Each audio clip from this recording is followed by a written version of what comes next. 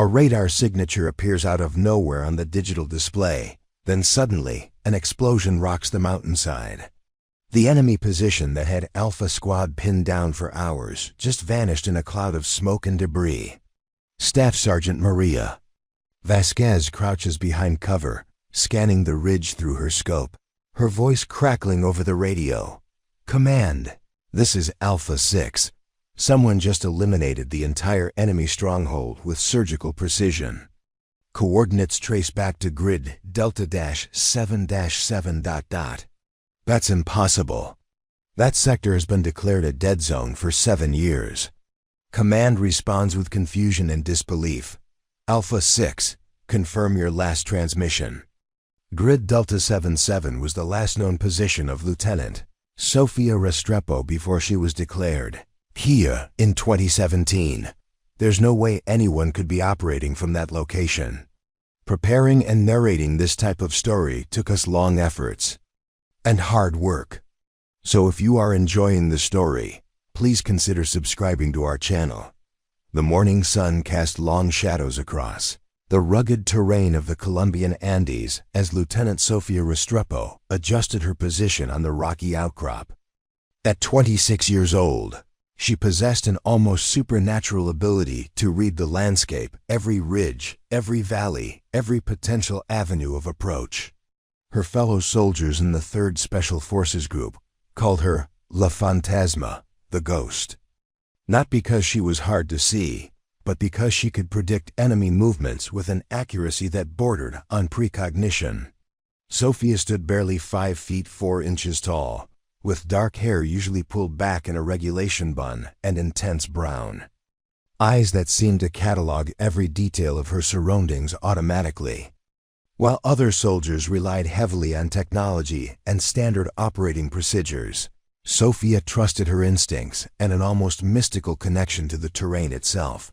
Every evening after the daily patrol briefings, while her teammates headed to their quarters or gathered around portable gaming devices, Sofia would climb to the highest accessible point near their forward operating base. She carried with her a weathered notebook, its pages filled with hand-drawn maps, wind patterns, temperature readings, and detailed observations about how light and shadow moved across the mountains throughout different times of day. Nobody assigned her this additional duty. She volunteered for it because she understood that survival in hostile territory required understanding the environment as intimately as a lover knows their partner's heartbeat. Her fellow soldiers initially thought her obsessive attention to detail was excessive, but they quickly learned to trust her judgment when she could predict weather changes hours before meteorological equipment detected them, or when she could identify safe passage routes through areas that looked impassable to everyone else. Sofia's specialty wasn't traditional marksmanship or explosives handling, though she excelled at both.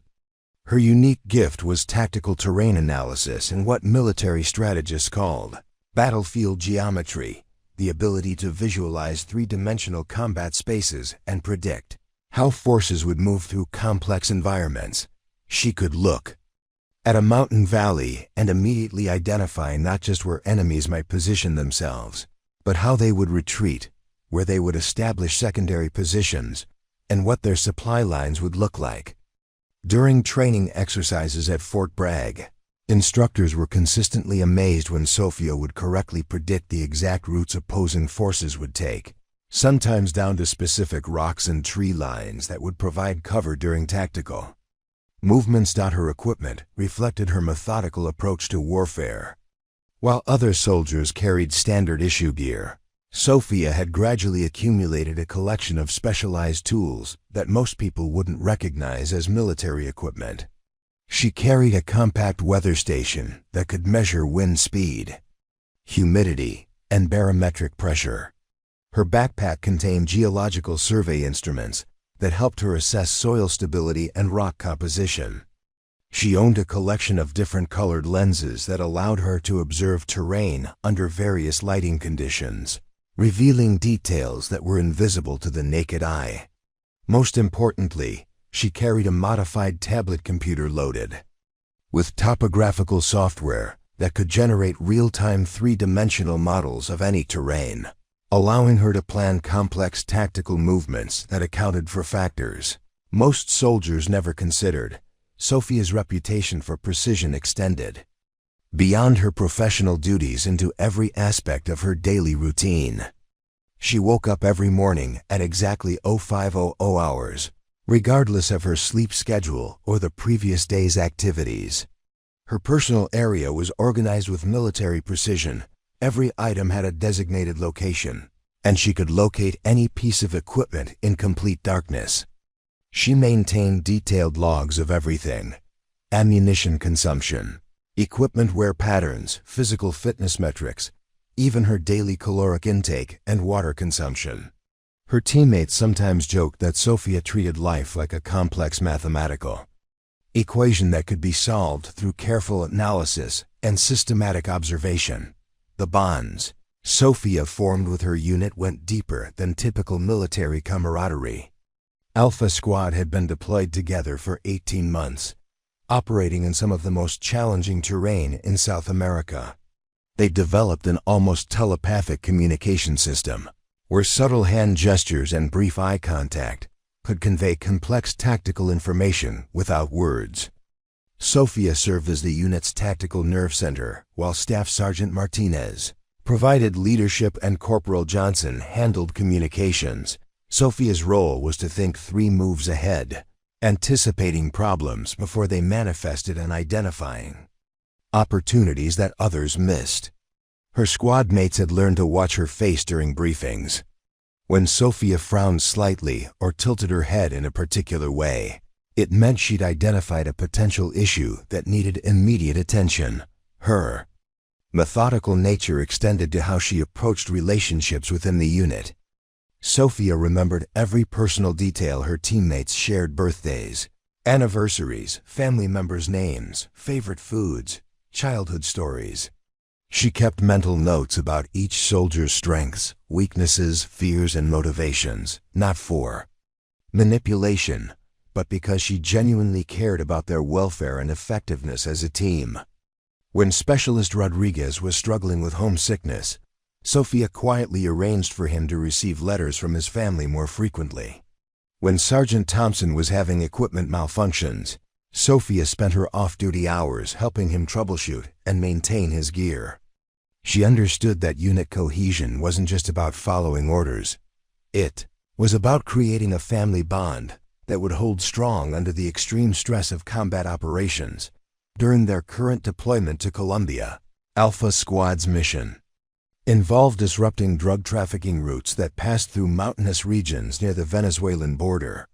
The terrain was notoriously difficult: steep slopes, unpredictable weather, and limited visibility due to frequent cloud cover. Local criminal organizations had been using these mountains for decades, and they knew every trail, every cave, every natural choke point. For conventional military forces, operating in this environment was like fighting blind. But Sophia's unique skills made Alpha Squad remarkably effective in this challenging theater. She could identify which trails were recently used by analyzing vegetation damage and soil compaction. She could predict where enemies would establish observation posts by understanding how local weather patterns affected visibility from different elevations. The success of their recent operations had attracted attention from higher command levels. Intelligence reports suggested that a significant cartel operation was planning to move a massive drug shipment through their area of responsibility within the next few weeks. The potential seizure could disrupt trafficking networks across multiple countries and represent a major victory in the ongoing drug war. However, the operation would require Alpha Squad to venture deeper into hostile territory than they'd ever gone before, into regions where government forces had no established presence and where criminal organizations operated with complete impunity. Sophia spent countless hours preparing for this extended mission, studying satellite imagery and historical data about the target region. She identified potential landing zones for emergency evacuation, mapped out primary and secondary routes for their advance, and even planned contingency routes for various worst-case scenarios. Her preparation was so thorough that she'd anticipated logistical requirements weeks in advance, requisitioning specialized equipment and supplies that most soldiers wouldn't have thought to request. She understood that in the remote mountains they were heading toward, there would be no backup, no rapid response teams, no margin for error. Success would depend entirely on their unit's ability to operate independently and make correct decisions with incomplete information. The night before their departure for the extended mission, Sophia sat alone on her favorite observation point, watching stars appear as darkness settled over the mountains. She opened her notebook and wrote detailed letters to each member of her family, her parents, her younger brother who was studying engineering in college, her grandmother who had raised her after her father's military deployment overseas. In each letter, she expressed her love and gratitude, shared specific memories that were important to her, and offered advice about life challenges they might face. She sealed the letters in individual envelopes and placed them in her personal effects, along with instructions that they should be delivered only if she didn't return from the mission. It wasn't that Sophia expected to die. Her preparation and confidence were too thorough for such pessimism. But she understood that war involved variables beyond anyone's control, and she wanted to ensure that her loved ones would understand how much they meant to her if something unexpected happened. As she prepared for sleep that final night, Sophia reviewed her mental checklist one last time. Equipment secured, routes memorized, contingency plans established, unit coordination protocols confirmed. She felt the familiar calm that came from thorough preparation, the quiet confidence that emerged when every possible detail had been considered and planned for. Tomorrow would bring new challenges, but tonight she was ready. She closed her eyes and began the deep, controlled breathing exercises that would ensure optimal rest before what might be the most important mission of her military career. In a few hours, Alpha Squad would venture into some of the most dangerous terrain in South America, but Sophia Restrepo had done everything humanly possible to ensure they would complete their mission and return home safely. The pre-dawn briefing took place in a cramped concrete bunker that served as Alpha Squad's tactical operations center. Colonel Patricia Hendricks, a battle-hardened veteran with 23 years of experience in special operations, spread detailed topographical maps across the metal table while her intelligence officer connected a laptop to the overhead projector.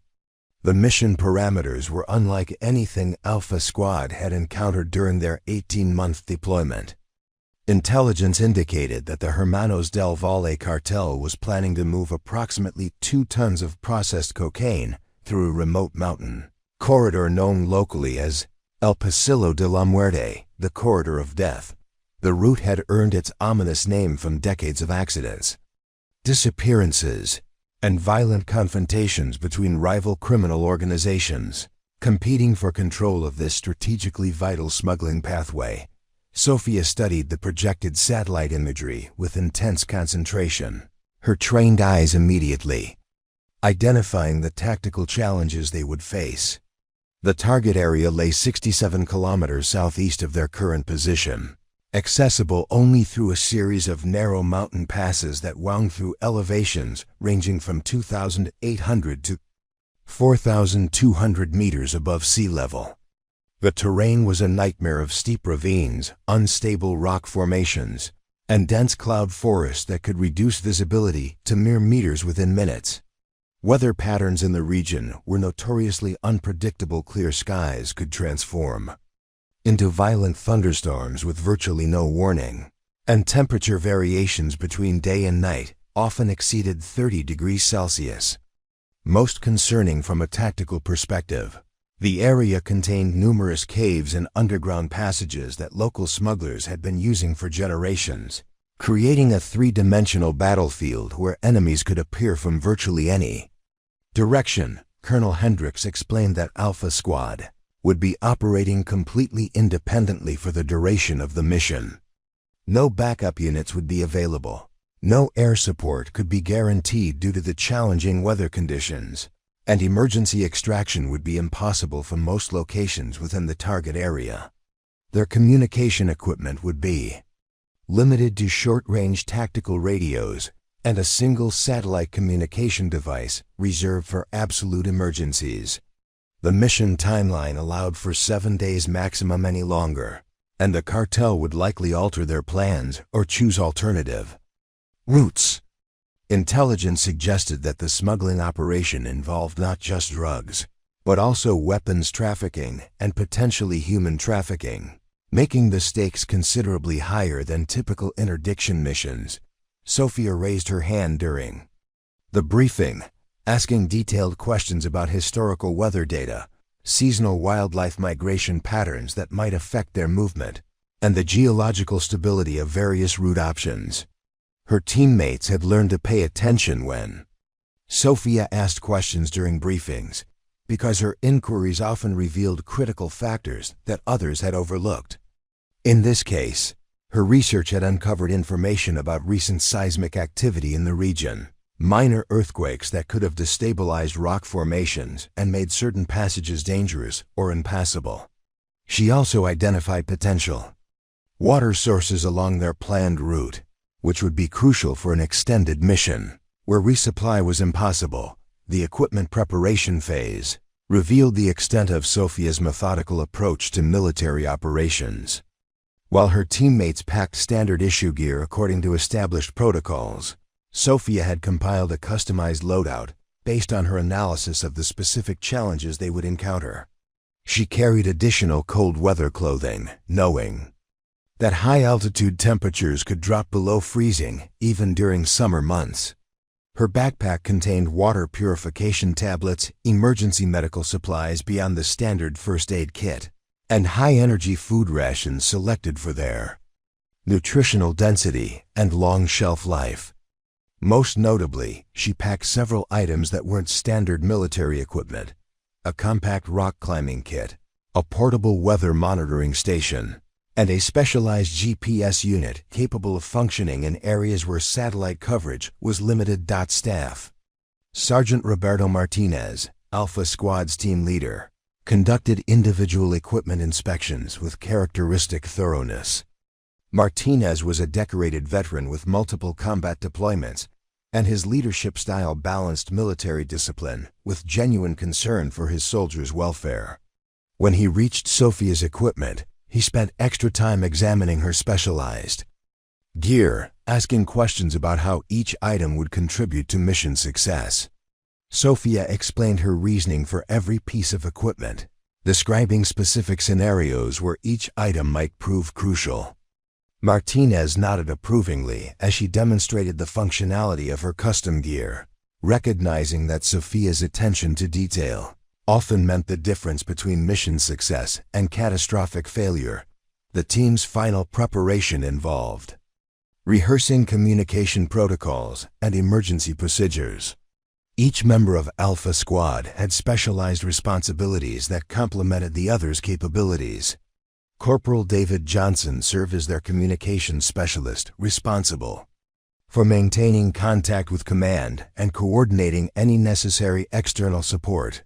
Specialist Maria Santos functioned as their medic, with advanced training in combat casualty care and field surgery. Sergeant Kyle Thompson handled heavy weapons and explosives, while Private First Class Carlos Rodriguez specialized in reconnaissance and surveillance. Sophia's role was tactical coordination, analyzing terrain and enemy movements to guide the team's strategic decisions throughout the mission. During their final equipment check, Sophia discovered a minor malfunction in one of her backup GPS units. Rather than simply replacing the device, she spent 2 hours troubleshooting the problem, ultimately identifying a loose connection in the battery compartment that could have caused complete failure at a critical moment. Her teammates initially thought she was being overly cautious, but Sophia understood that in the remote mountains they were heading toward, equipment failure could mean the difference between life and death. She methodically tested every piece of electronic equipment, verified backup power sources, and even packed manual alternatives for essential navigation tools. The helicopter insertion would take place under cover of darkness, with Alpha Squad fast roping into a small clearing approximately 15 kilometers from their primary target area. The flight path had been carefully planned to avoid known cartel observation posts and minimize their exposure to ground-based threats. However, the mountainous terrain meant that the helicopter would be vulnerable during the insertion phase, unable to provide covering fire or immediate extraction if the landing zone was compromised. Once Alpha Squad was on the ground, they would be completely on their own until the mission was complete. Sophia spent the final hours before departure reviewing topographical data and weather forecasts, making last-minute adjustments to their planned route based on updated intelligence. She identified 3 alternative paths to their target area, each with different advantages and risk factors.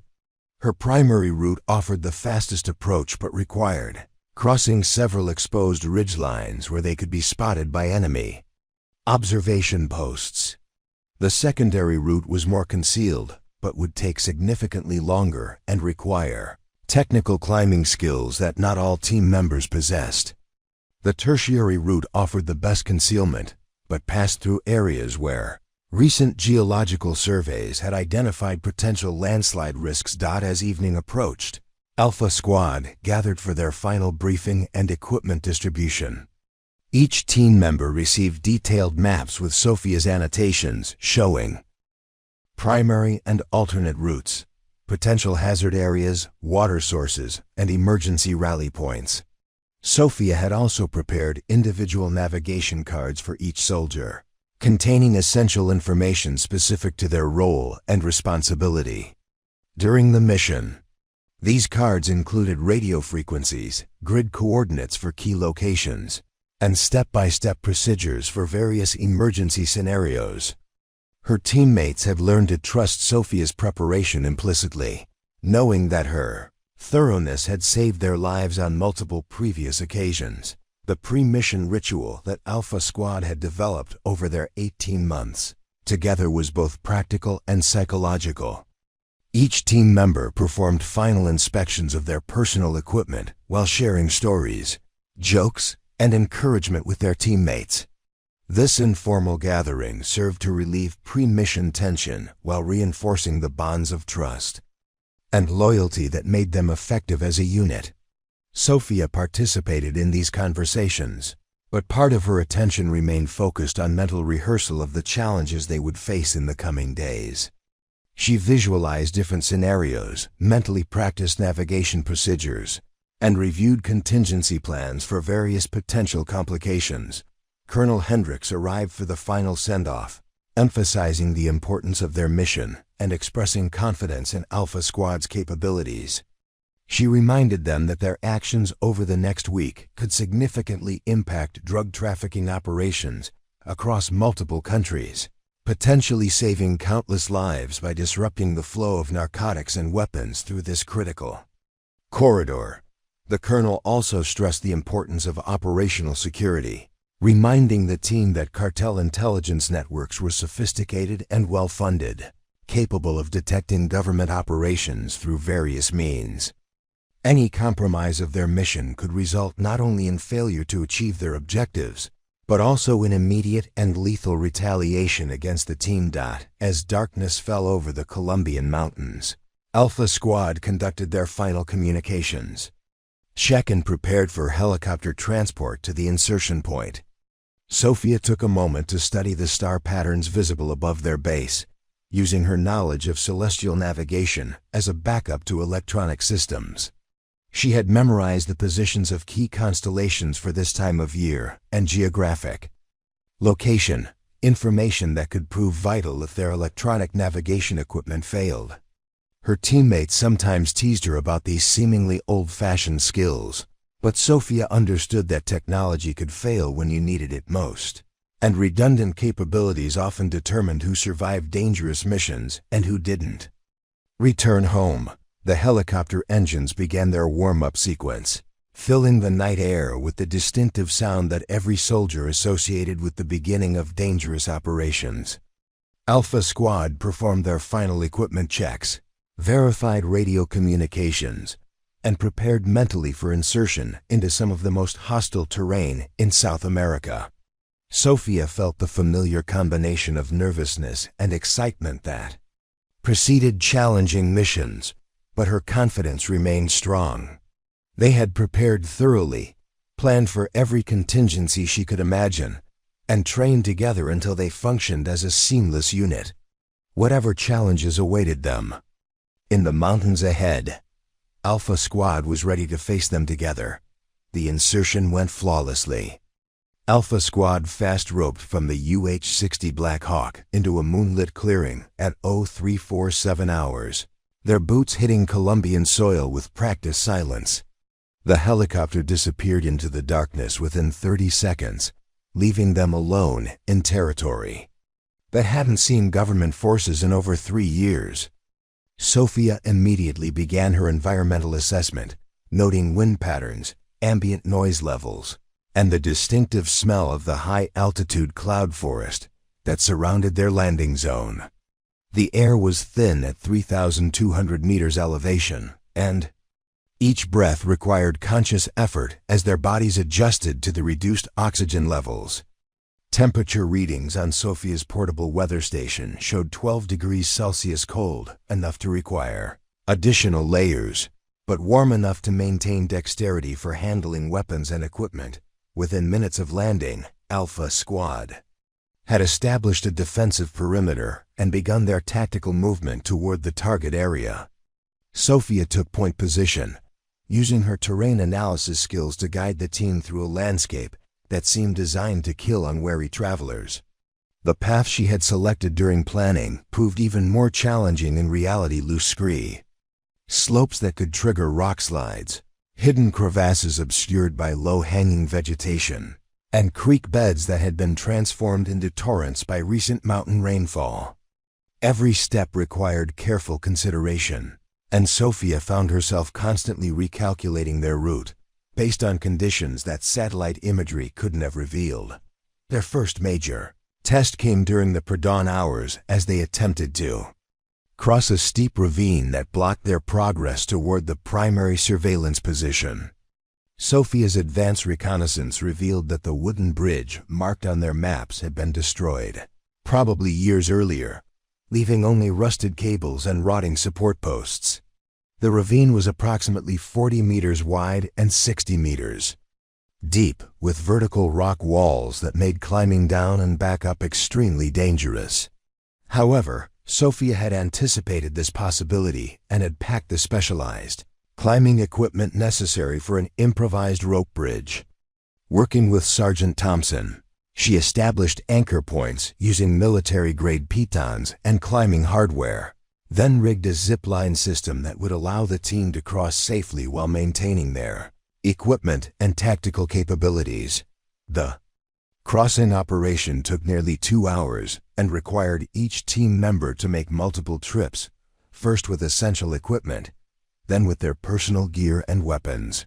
Sophia went first, testing the improvised bridge system and establishing security on the far side of the ravine. As each teammate crossed, she provided overwatch and guidance, ensuring that no one made mistakes that could result in falls or equipment loss. The operation was physically exhausting and mentally stressful, but it demonstrated the level of teamwork and trust that made Alpha Squad effective in challenging environments.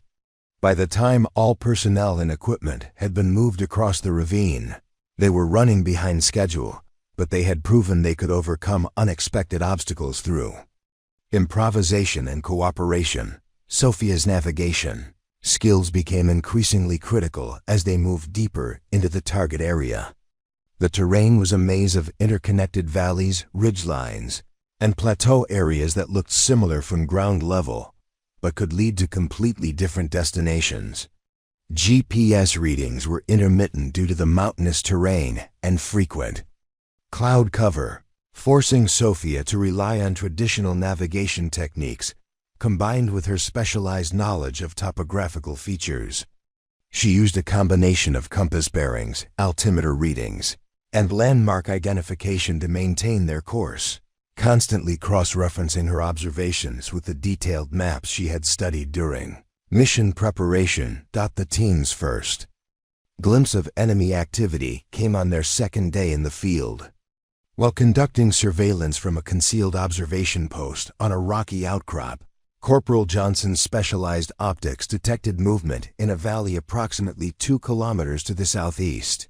Through high-powered telescopes, they observed a group of 12 armed individuals moving along what appeared to be a well-established trail.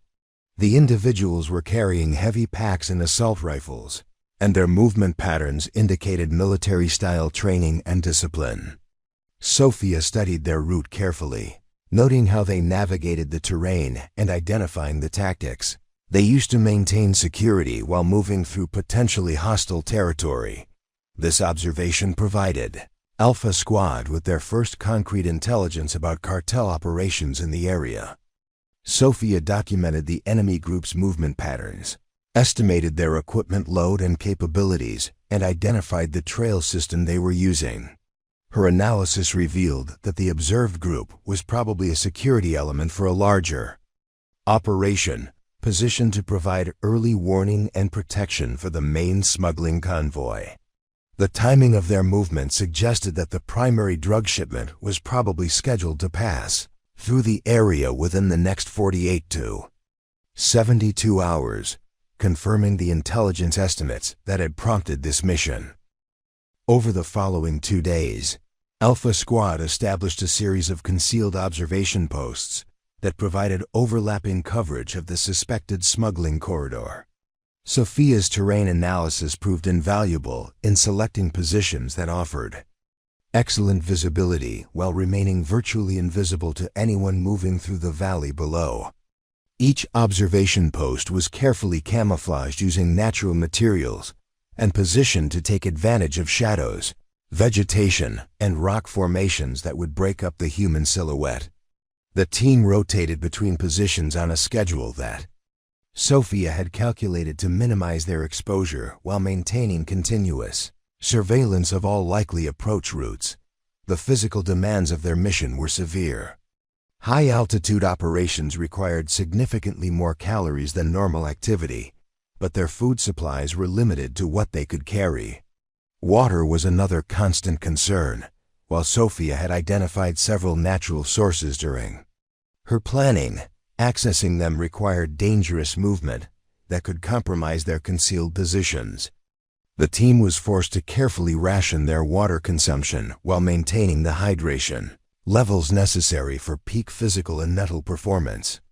Sleep was limited to short periods during daylight hours when enemy movement was less likely and visibility conditions favored their concealed positions. Sophia's leadership capabilities became increasingly evident as the mission progressed. While Staff Sergeant Martinez retained overall command responsibility, Sophia's tactical expertise and intimate knowledge of the operational environment made her the team's de facto decision-maker for movement and positioning choices. She had an intuitive understanding of how weather patterns would affect visibility, how time of day influenced enemy activity levels, and how terrain features could be used to maximum tactical advantage. Her teammates began consulting with her before making any significant decisions, recognizing that her analysis was usually more accurate than their own initial assessments. On their 4th day in the field, Sophia's weather monitoring equipment detected an approaching storm system that could significantly impact their mission. Barometric pressure readings indicated that a major weather front was moving toward their position, bringing heavy rainfall, high winds, and possibly hail. Such conditions would make observation impossible and movement extremely dangerous, but they would also provide excellent concealment if Alpha Squad needed to reposition or conduct tactical operations. Sophia calculated that the storm would arrive sometime during the following night and last for approximately 18 to 24 hours, creating both opportunities and challenges for mission completion. The storm forecast required Sophia to Develop alternative plans for various scenarios. If the cartel convoy moved before the weather arrived, Alpha Squad would need to be prepared for immediate action in clear conditions. If the convoy movement was delayed by the storm, they would need to maintain their positions during adverse weather while conserving supplies and maintaining equipment functionality. Most critically, if they needed to engage enemy forces during the storm, visibility and communication would be severely limited, requiring modified tactics and additional safety precautions. Sophia's equipment maintenance procedures proved crucial as humidity levels increased and condensation began affecting their electronic systems. She had anticipated this problem and packed specialized protective equipment for their radios, optics, and GPS units. Each evening, she supervised a systematic maintenance routine that kept their equipment operational despite the challenging environmental conditions. Her teammates initially thought her maintenance protocols were excessively detailed, but they quickly appreciated her foresight as other teams operating in similar conditions reported equipment failures that compromised their missions. The psychological strain of extended surveillance operations in hostile territory affected different team members in various ways. Some soldiers became hypervigilant, seeing threats in every shadow and sound. Others experienced periods of mental fatigue that reduced their alertness and decision-making capabilities. Sophia recognized these symptoms from her training and experience, and she implemented informal psychological support measures to help maintain team morale and effectiveness. She encouraged teammates to share their concerns and observations, organized brief recreational activities during their limited rest periods, and maintained an optimistic attitude that helped counteract the stress of their dangerous situation. As their mission entered its critical phase, Sophia felt the weight of responsibility that came with her specialized knowledge and leadership role within the team. The success or failure of their operation could depend on decisions she made in the coming hours, decisions about positioning, timing, and tactical responses to enemy actions. Her confidence remained strong, built on thorough preparation and proven experience. But she understood that even the best planning couldn't account for every variable in a complex military operation. The next phase of their mission would test every skill she had developed over her military career and challenge Alpha Squad's capabilities in ways that no training exercise could fully simulate. The storm Sophia had predicted arrived with devastating fury during the early hours of their 5th day in the field. What began as light drizzle at 0200 hours transformed within minutes into a torrential downpour accompanied by lightning strikes that illuminated the mountainous terrain in stark, terrifying detail. Wind speeds exceeded 60 kilometers per hour, turning raindrops into horizontal projectiles that stung exposed skin and made observation through optical equipment nearly impossible. Alpha Squad huddled in their concealed positions, struggling to maintain equipment functionality while enduring conditions that pushed the limits of human endurance. Sophia's weather monitoring station recorded temperature drops of 15 degrees Celsius within the first hour, creating hypothermia risks that required immediate attention and tactical adjustments. Despite the brutal conditions, Sophia maintained her surveillance schedule, rotating between observation posts using navigation techniques that relied on compass bearings and careful step counting rather than visual landmarks. The storm provided excellent concealment for movement, but it also made communication between team members extremely difficult and dangerous. Lightning strikes posed a constant threat to anyone carrying metal equipment, and the saturated ground conditions created slip hazards that could result in fatal falls from their elevated positions. Sophia had prepared for these challenges by establishing predetermined movement routes and communication protocols that didn't rely on electronic equipment. But implementing these backup plans required physical courage and mental discipline under extreme stress, the first indication that their mission was about to enter its most dangerous phase came through Sophia's specialized listening equipment. Despite the storm noise, Her trained ears detected the distinctive sound signatures of heavy vehicles, struggling through muddy terrain somewhere in the valley below their position. The timing was consistent with intelligence estimates about the cartel convoy, but the weather conditions made visual confirmation impossible. Sophia used her knowledge of local geography to calculate where the vehicles would likely stop to wait out the storm, identifying several potential locations where the convoy might establish temporary defensive positions until weather conditions improved. At 0347 hours, Corporal Johnson's communication equipment received a brief, encrypted transmission that changed everything. Command Headquarters was reporting that a rival cartel faction had launched a coordinated attack against government forces at 3 different locations across the province. Intelligence suggested that these attacks were designed to draw military resources away from Alpha Squad's area of operations, clearing the way for the major drug shipment to move through the mountains without interference. The transmission also contained disturbing news. Several government outposts had been overrun, and enemy forces were believed to be moving toward Alpha Squad's general location with orders to eliminate any military presence in the region. Sophia immediately recognized the tactical implications of this intelligence.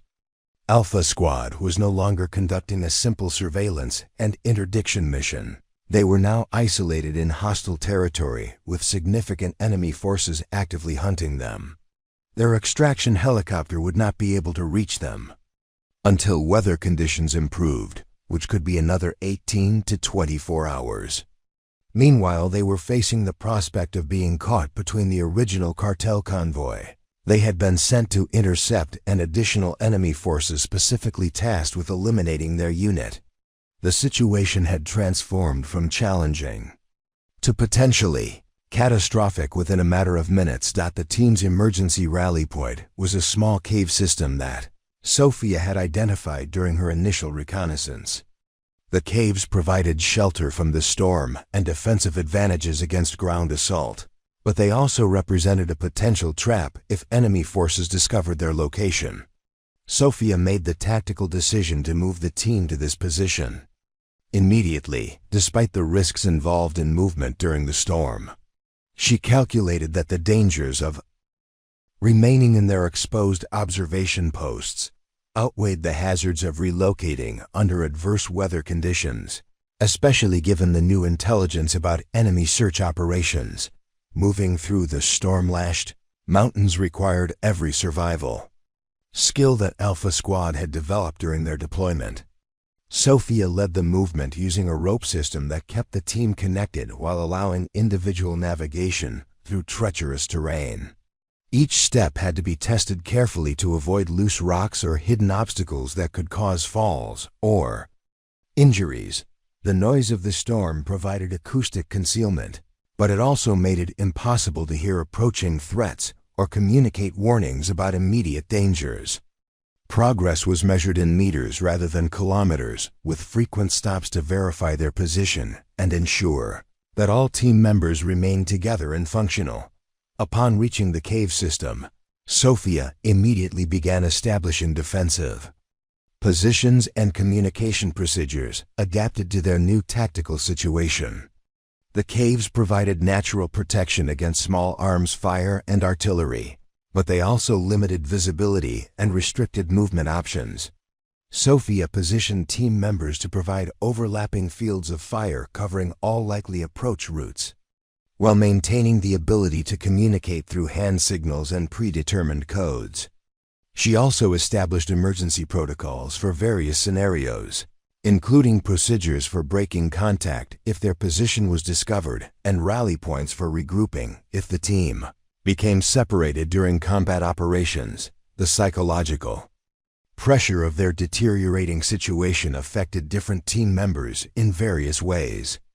Staff Sergeant Martinez maintained his leadership composure, but Sophia could see the strain in his facial expressions and decision-making patterns. Specialist Santos became increasingly focused on medical preparations, organizing her supplies, and reviewing trauma treatment procedures with obsessive attention to detail. Private Rodriguez developed nervous habits, constantly checking his weapon and equipment, scanning the cave entrance for threats that weren't there, jumping at sounds that turned out to be water dripping or wind moving through rock formations.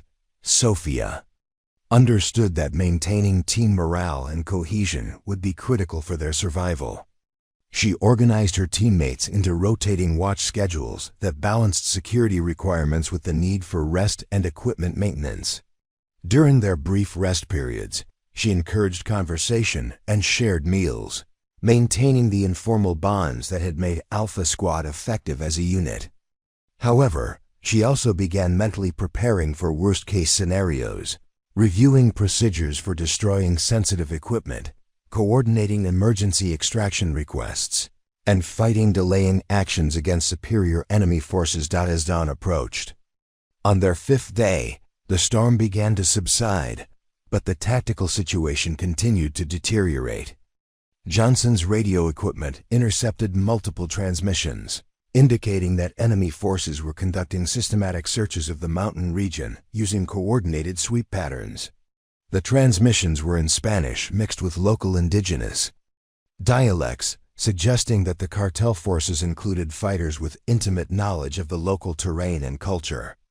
More disturbing, some transmissions referenced specific geographic features near Alpha Squad's position, indicating that enemy forces had detailed intelligence about government operations in the area. Sofia's analysis of enemy radio traffic revealed sophisticated tactical coordination that exceeded typical cartel capabilities. The forces hunting them were using military-style communication protocols, coordinated movement techniques, and intelligence gathering methods that suggested professional military training or foreign assistance. This realization added another layer of complexity to their situation. They weren't just facing criminal organizations, but potentially dealing with enemy forces that possessed training and equipment comparable to their own capabilities. The emergence of clear weather conditions created both opportunities and dangers for Alpha Squad. Improved visibility would allow them to observe enemy movements and coordinate their own tactical responses more effectively, but it would also make them vulnerable to detection if they needed to move from their concealed positions.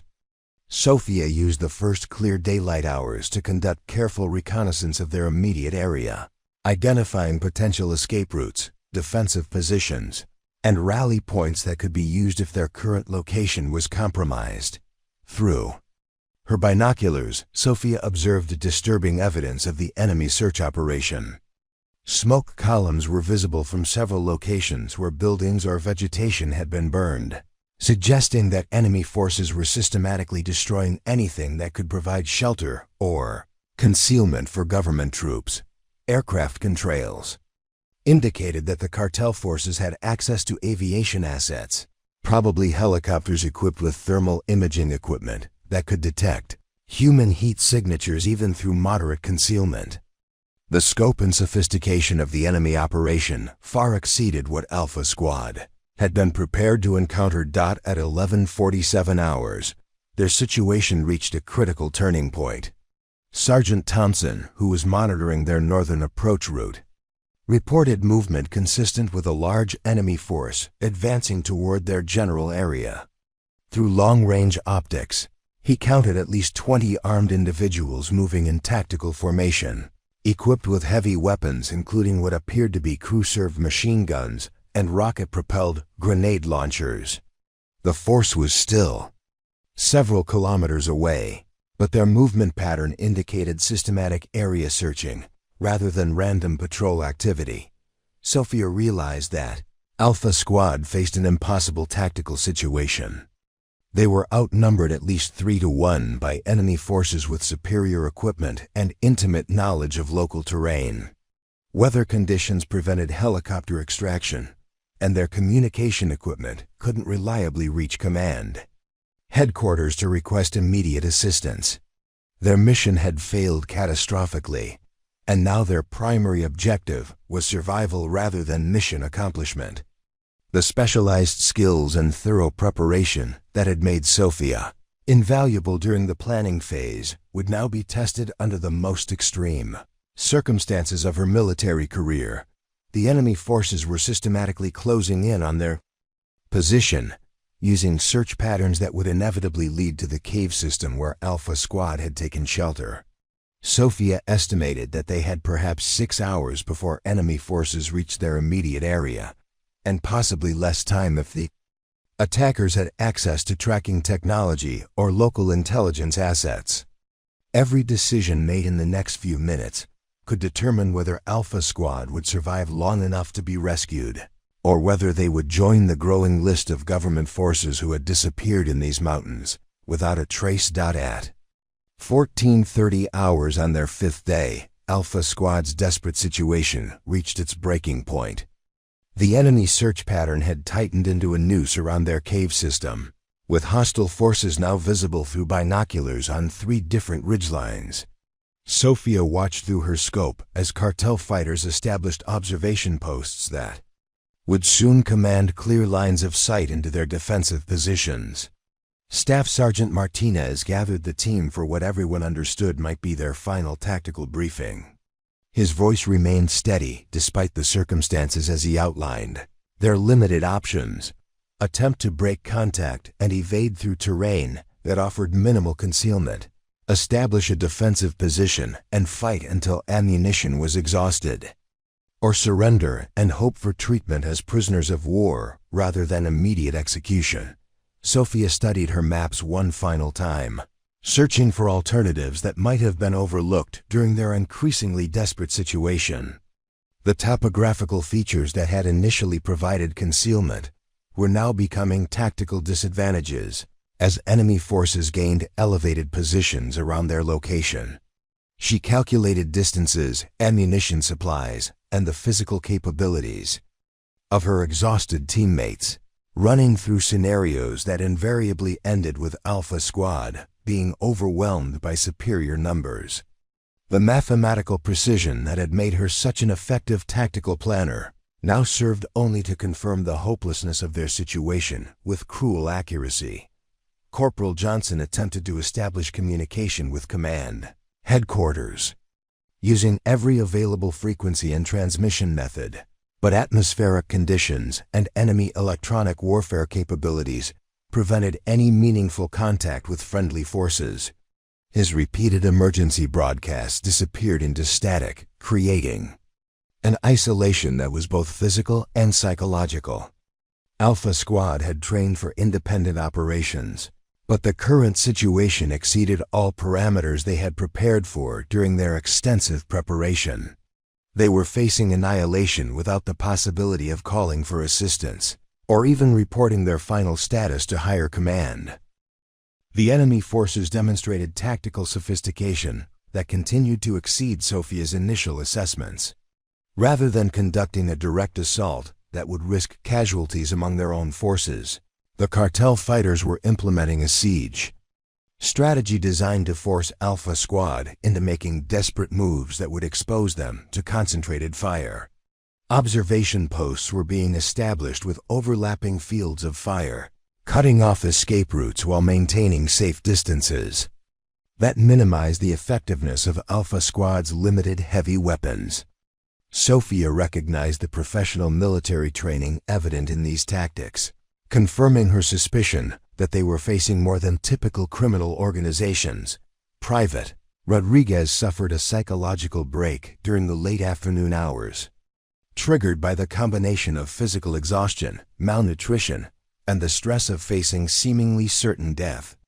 He began exhibiting symptoms of combat stress reaction, including uncontrollable trembling, incoherent speech, and an inability to follow simple commands. Specialist Santos administered emergency medical treatment, but Rodriguez's condition continued to deteriorate despite her intervention. Sophia realized that they now faced the additional burden of caring for a teammate who could no longer contribute to their defense and might compromise their security through unpredictable behavior. As evening approached, enemy forces began preparation for what appeared to be a coordinated night assault. Sophia observed teams moving heavy weapons into position, including crew-served machine guns and rocket-propelled grenade launchers that could penetrate their cave shelter. The timing of the attack would likely coincide with peak darkness when thermal imaging equipment would provide maximum advantage to the attackers while limiting Alpha Squad's ability to coordinate defensive fires. Sophia estimated that the assault would begin sometime between 2,200 and 0200 hours, giving them perhaps 6 hours to prepare for what would probably be their final battle. The team's ammunition inventory revealed another critical problem: extended surveillance operations had required minimal ammunition expenditure, but their supply situation was still inadequate for sustained combat against superior numbers. Each team member carried approximately 210 rounds of small arms ammunition, plus fragmentary grenades and specialized equipment. Sergeant Thompson's heavy weapons provided additional firepower, but limited ammunition for his squad automatic weapon and grenade launcher would be exhausted quickly during intensive combat. Sophia calculated that they could maintain effective defensive fire for perhaps 20 minutes of sustained engagement before ammunition shortages would force them to rely on individual weapons with reduced effectiveness. Water and medical supplies presented additional challenges for any extended defense. Their water reserves were nearly exhausted after 5 days in the field, and the cave system didn't contain any natural water sources that could be accessed safely. Specialist Santos had used significant portions of her medical supplies treating various minor injuries and illnesses during their mission, leaving limited capabilities for treating combat casualties. Sophia understood that even minor wounds could become life-threatening under their current circumstances, where evacuation and advanced medical treatment were impossible. Staff Sergeant Martinez made the tactical decision to establish final defensive positions optimized for the expected night assault. Sophia assisted in positioning team members to provide overlapping fields of fire, while maximizing the natural protection offered by the cave system. They placed explosive charges at choke points that could channel enemy movement into predetermined killing zones, but their limited supply of explosives meant that these defensive measures would only delay rather than prevent enemy penetration of their position. Every aspect of their defensive preparation was conducted with the understanding that they were buying time rather than achieving tactical victory. The psychological impact of preparing for certain death affected each team member differently. Martinez maintained his leadership responsibilities with grim determination, continuing to issue orders and coordinate preparations despite understanding the futility of their situation. Johnson focused obsessively on his communication equipment, repeatedly attempting to establish contact with friendly forces, even though previous efforts had failed consistently. Santos organized her medical supplies with methodical precision, preparing for trauma treatment under combat conditions that would severely limit her effectiveness. Thompson checked and rechecked his weapon systems, finding comfort in familiar mechanical processes during an otherwise hopeless situation. Preparing and narrating this type of story took us long efforts and hard work.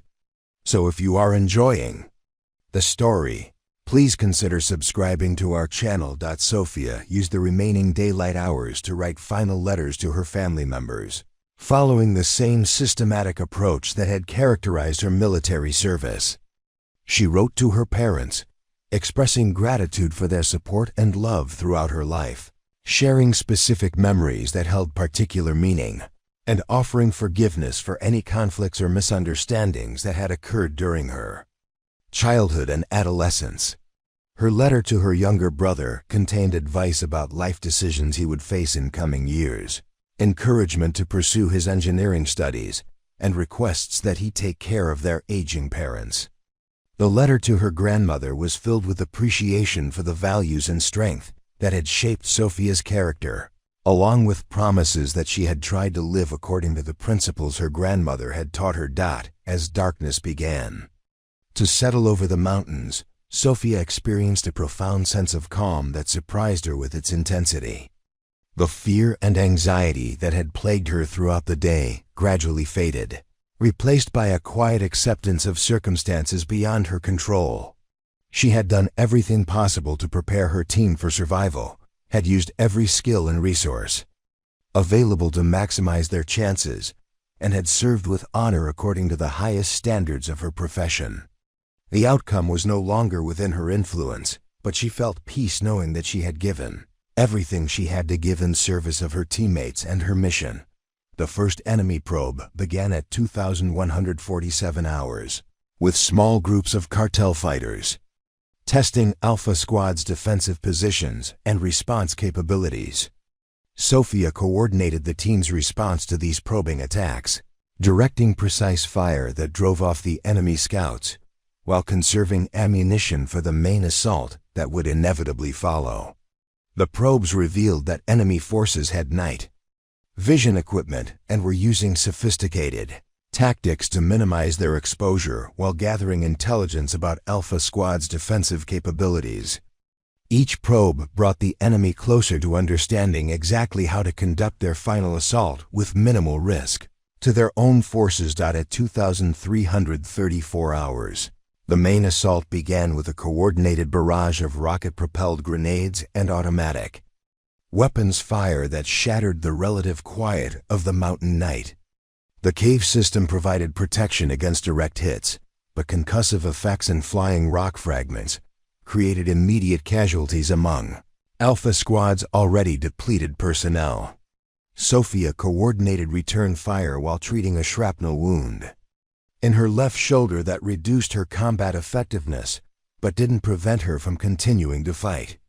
The intensity of enemy fire exceeded her worst-case estimates, confirming that they were facing overwhelming superior firepower in addition to greater numbers. Sergeant Thompson's position received a direct hit from an RPG that collapsed part of the cave entrance and severely wounded him with internal injuries that would prove fatal without immediate surgical intervention. Specialist Santos attempted emergency treatment under combat conditions, but Thompson's injuries were beyond her capabilities to treat effectively. Sophia realized that they had lost their primary heavy weapons capability and were now facing the final assault with reduced firepower and personnel. The mathematics of their tactical situation had shifted from desperate to impossible, but she continued directing defensive fires with the same precision and determination that had characterized her entire military career. The enemy assault intensified as cartel forces recognized that Alpha Squad's resistance was weakening due to casualties and ammunition depletion. Sophia could hear enemy commanders coordinating the final phase of their attack, calling for concentrated fire on specific positions, followed by ground assault teams that would overwhelm the remaining defenders through superior numbers and firepower. She estimated that Alpha Squad could maintain effective resistance for perhaps another 10 minutes before their position would be completely overrun and surviving team members would face capture or immediate execution at the hands of forces that showed no mercy toward government troops. 7 years had passed since the mountains of Colombia had witnessed one of the most devastating losses in Alpha Squad's operational history. The military records listed Lieutenant Sofia Restrepo as missing in action, presumed killed in action, following the complete loss of contact with her unit during what intelligence later classified as a coordinated cartel ambush that had eliminated an entire special forces team. The official investigation concluded that overwhelming enemy forces had overrun their position, leaving no survivors and no recoverable remains due to the remote location and hostile control of the territory. Sophia's name was etched into the key memorial wall at Fort Bragg alongside thousands of other service members who had made the ultimate sacrifice in defense of freedom and justice. The new Alpha Squad had been reconstituted 18 months after the original team's disappearance, drawing personnel from various special operations units across the military. Staff Sergeant Maria Vasquez had assumed leadership of the reformed unit, bringing 15 years of combat experience and a reputation for tactical excellence that had been earned through multiple deployments in Afghanistan, Iraq, and Central America. Her team consisted of specialists who had been carefully selected for their complementary skills and proven ability to operate effectively in challenging environments. Corporal James Mitchell served as their communications specialist. Sergeant First Class Derek Williams handled heavy weapons and explosives. Specialist Amanda Chun functioned as their medic and biochemical warfare expert. Private First Class Ryan O'Connor specialized in reconnaissance and surveillance. And Sergeant Lisa Park provided advanced technical capabilities, including electronic warfare and cyber operations. The mission that brought this new Alpha Squad to the same mountainous region of Colombia 7 years later involved intelligence. Reports of a massive weapons trafficking operation that posed threats to regional stability across multiple countries.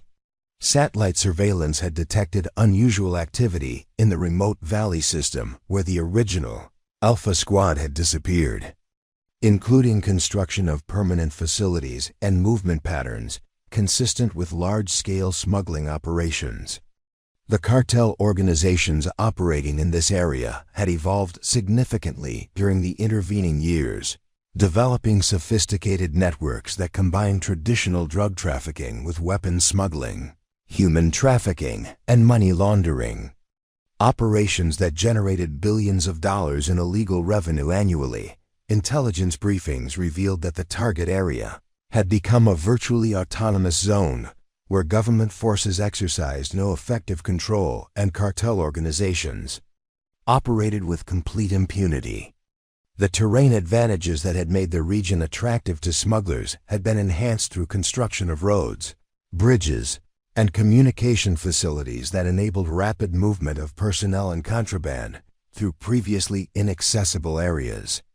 Local population centers had been either evacuated or co-opted into supporting cartel operations, creating an environment where any government presence would face immediate detection and overwhelming resistance from hostile forces with intimate knowledge of local conditions. Staff Sergeant Vasquez studied the mission parameters with particular attention to the lessons learned from the previous Alpha Squad's disappearance. Intelligence analysis suggested that the original team had been betrayed by compromised communication security, allowing cartel forces to track their movements and establish the ambush that had eliminated them. Current communication protocols included enhanced encryption and frequency hopping capabilities, designed to prevent similar intelligence compromises. But Vasquez understood that enemy capabilities had also evolved during the intervening years. The tactical challenges that had proved insurmountable for the original Alpha Squad remained essentially unchanged. Despite advances in equipment and training that were supposed to provide advantages for government forces, the insertion phase proceeded according to established protocols, with the new Alpha Squad conducting a night helicopter landing at coordinates approximately 20 kilometers from their primary target area. Environmental conditions were similar to those encountered by the original team: high altitude, unpredictable weather patterns, and terrain that presented constant hazards for personnel movement and equipment transport. Vasquez implemented security procedures that reflected lessons learned from previous operations, including enhanced camouflage techniques, modified movement patterns, and communication disciplines designed to minimize electronic signatures that could be detected by sophisticated enemy surveillance systems.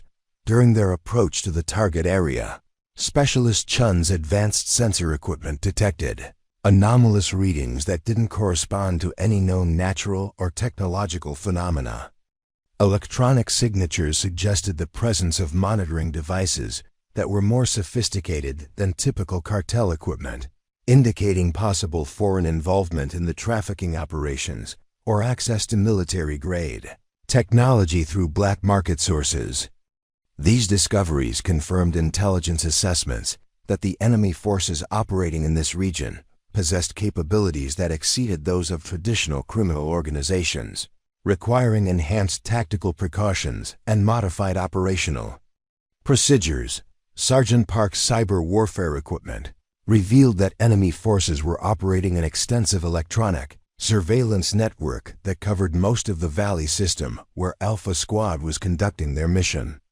Communication intercepts indicated coordination between multiple cartel factions that had previously operated as competitors, suggesting a level of organizational cooperation that represented a significant evolution in criminal enterprise structure. The sophistication of enemy electronic capabilities required Alpha Squad to implement strict communication, security measures that limited their ability to coordinate with command headquarters and request immediate assistance if their situation deteriorated rapidly. The reconnaissance phase of their mission revealed that cartel forces had constructed permanent facilities including weapon storage bunkers, vehicle maintenance areas, and communication centers that represented millions of dollars in infrastructure investment.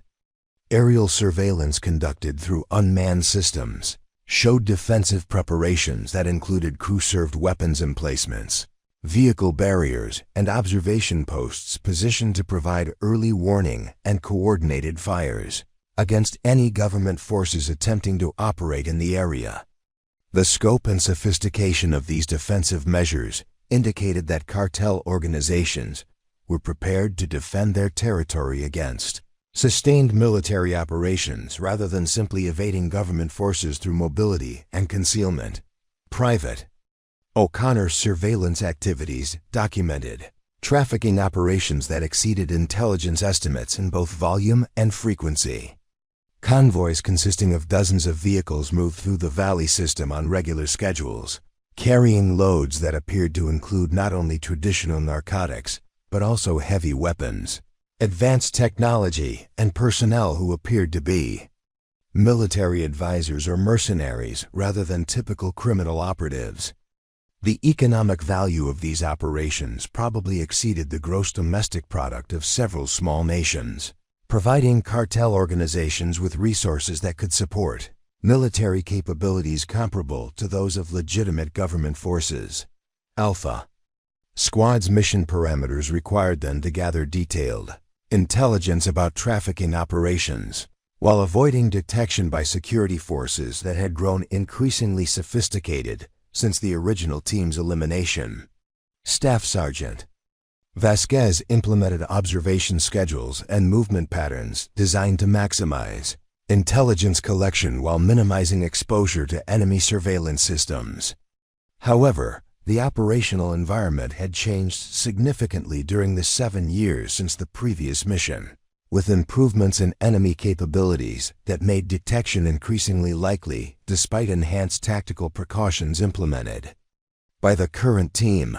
Corporal Mitchell's communication monitoring revealed that cartel forces maintained regular contact with external organizations that appeared to include foreign intelligence services and international criminal networks operating across multiple continents. The complexity and scope of these communications suggested that the trafficking operations in this valley were components of global networks that posed threats to international security far beyond the immediate regional impact of drug and weapons smuggling.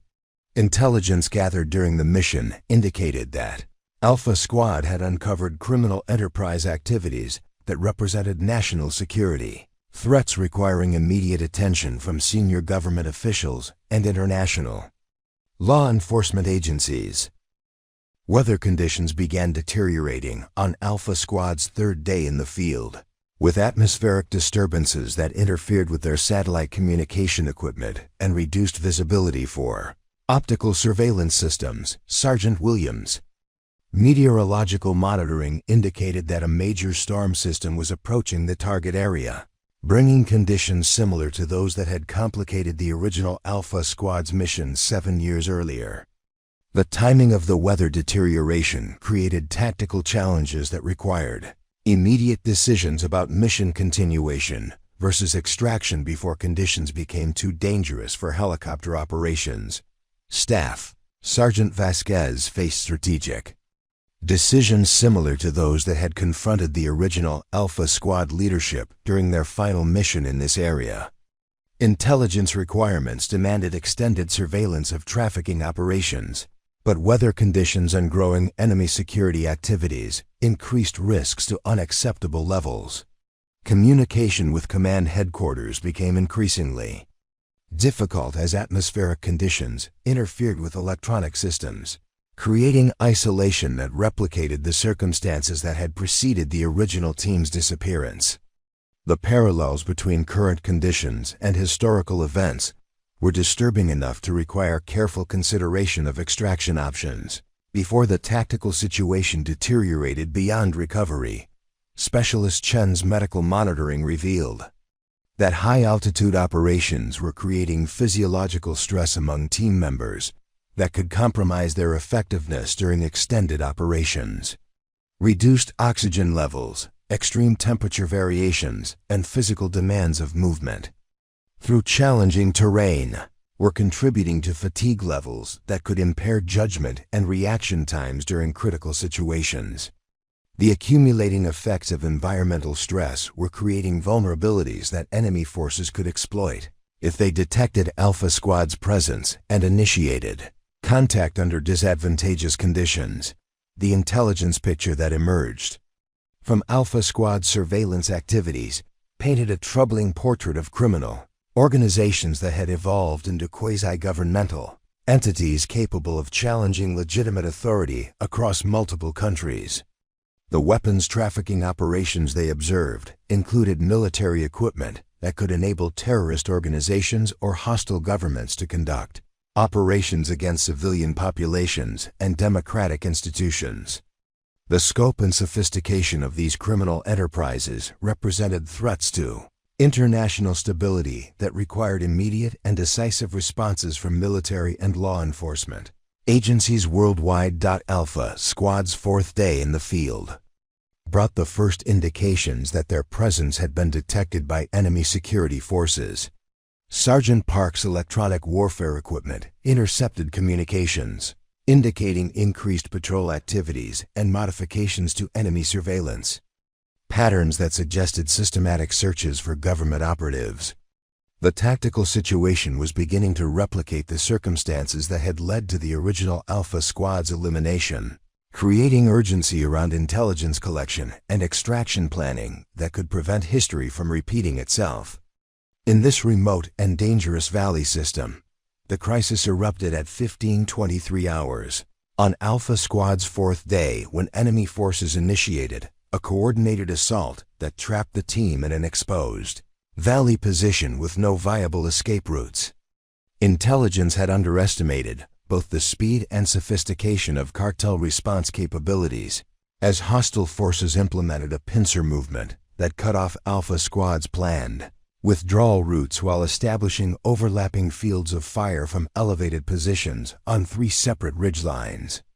Staff Sergeant Vasquez found herself commanding a team that was outnumbered approximately 4-1 by enemy forces equipped with crew-served weapons, rocket-propelled grenades, and what appeared to be military-grade communication systems that enabled precise coordination of their assault operations. Corporal Mitchell's desperate attempts to establish emergency communication with command headquarters were frustrated by a combination of atmospheric interference and sophisticated electronic jamming that suggested enemy access to military-grade electronic warfare capabilities.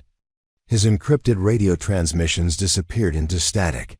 WHIL-E satellite communication systems experienced signal degradation that prevented meaningful contact with friendly forces. Alpha Squad was facing the same communication isolation that had preceded the original team's elimination 7 years earlier, creating tactical circumstances that seemed designed to produce identical catastrophic results, despite advances in equipment and training that were supposed to prevent such situations. The enemy assault began with precision mortar fire that demonstrated intimate knowledge of Alpha Squad's defensive positions and movement patterns. Explosive rounds impacted within meters of their concealed observation posts, indicating that cartel forces had been conducting surveillance of government operations for an extended period and had developed detailed intelligence about tactical procedures and equipment capabilities. The accuracy of enemy fires exceeded anything Alpha Squad had encountered during previous operations, suggesting professional military training among cartel personnel or direct assistance from foreign military advisors with experience in asymmetric warfare operations. Sergeant Williams established defensive fires using his squad automatic weapon and grenade launcher, but the tactical geometry of their situation severely limited effective engagement ranges while exposing Alpha Squad to concentrated enemy fires from multiple directions simultaneously. The valley floor provided minimal cover and concealment, forcing team members to rely on scattered rocks and sparse vegetation that offered inadequate protection against high-velocity rifle fire and explosive fragmentation. Williams' position received direct hits from rifle-launched grenades that wounded him severely and reduced Alpha Squad's heavy weapons capability at a critical moment when maximum firepower was essential for survival. Specialist Chun moved between team positions under intense enemy fire, providing emergency medical treatment for Williams, while attempting to maintain her own combat effectiveness despite shrapnel wounds that impaired her mobility and manual dexterity. Her medical supplies were rapidly depleted, treating combat casualties under conditions that prevented proper sterilization procedures and comprehensive trauma care. The combination of limited medical resources and ongoing combat operations created situations where wounded team members would require immediate evacuation to survive. But such evacuation was impossible due to enemy control of all potential landing zones and approach routes. Private O'Connor's reconnaissance equipment revealed that enemy forces were implementing sophisticated tactics that included coordinated movement of reserve units toward Alpha Squad's position, indicating preparation for a final assault that would overwhelm the remaining defensive capability through superior numbers and firepower. His thermal imaging systems detected at least 30 additional hostile personnel approaching from directions that would complete the encirclement and eliminate any possibility of tactical withdrawal. The enemy forces demonstrated discipline and coordination that exceeded typical criminal organization capabilities, confirming intelligence assessments that Alpha Squad was facing professionally trained military units rather than conventional cartel security personnel. Staff Sergeant Vasquez realized that her team faced tactical circumstances identical to those that had eliminated the original Alpha Squad 7 years earlier. Every option available to her had been attempted by the previous team leadership, with results that were documented in classified after-action reports that painted a grim picture of government forces being systematically outmaneuvered and overwhelmed by superior enemy capabilities in terrain that favored defensive operations. The mathematical precision of their tactical situation indicated that Alpha Squad would be eliminated within the next 30 minutes unless external intervention provided capabilities that currently didn't exist within their operational area. Sergeant Park's electronic warfare systems detected enemy communication traffic that included references to previous government operations in the area, indicating that cartel forces maintained detailed records of military activities and had developed specific procedures for eliminating special operations teams. The communications included tactical coordination that suggested enemy forces were implementing lessons learned from their successful engagement against the original Alpha Squad, using proven methods that had previously produced complete victory against comparable government forces. Park's analysis confirmed that cartel organizations had evolved into sophisticated military entities capable of conducting complex operations against professional military units. The ammunition situation became critical as sustained defensive fires depleted Alpha Squad's small arms supplies, while enemy forces maintained pressure that prevented movement to alternate positions or recovery of additional ammunition from wounded team members. Each soldier carried approximately 210 rounds of rifle ammunition plus limited supplies of grenades. and specialized munitions, quantities that were being consumed rapidly during intensive combat operations. Vasquez calculated that effective defensive fires could be maintained for perhaps another 15 minutes before ammunition shortages would force Alpha Squad to rely on individual weapons with reduced effectiveness against coordinated enemy assault operations.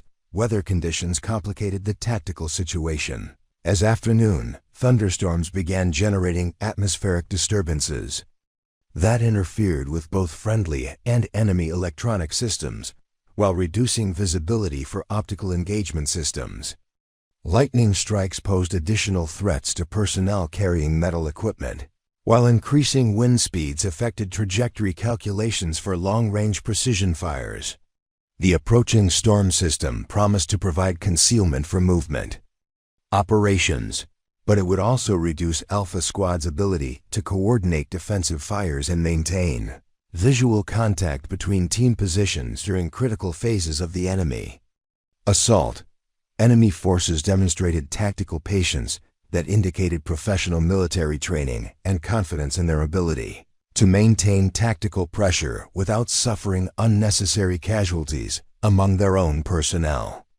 Rather than conducting immediate frontal assaults that would expose attacking forces to defensive fires, cartel units maintained effective standoff distances while concentrating crew-served weapons fire on specific positions to systematically reduce Alpha Squad's combat effectiveness.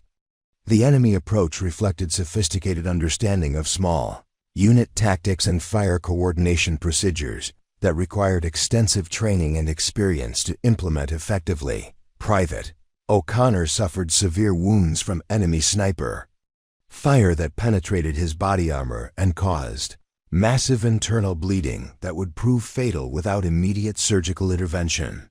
Specialist Chun attempted emergency treatment, but O'Connor's injuries exceeded her capabilities to treat. Under combat conditions with limited medical supplies and ongoing enemy fires that prevented comprehensive trauma care procedures, his loss reduced Alpha Squad's reconnaissance capability and eliminated one of their most experienced combat veterans at a moment when every remaining team member's contribution was essential for continued resistance against overwhelming enemy forces. Tactical situation deteriorated further when enemy forces began using smoke grenades and other obscuration devices that prevented Alpha Squad from maintaining visual contact with attacking units, while limiting their ability to coordinate defensive fires effectively. The enemy use of smoke indicated sophisticated understanding of how to neutralize defensive advantages while maintaining their own ability to advance under concealment. Combined with precision mortar fires that forced Alpha Squad to remain in covered positions, enemy tactics were systematically eliminating every defensive advantage that government forces might have possessed during the initial phases of the engagement.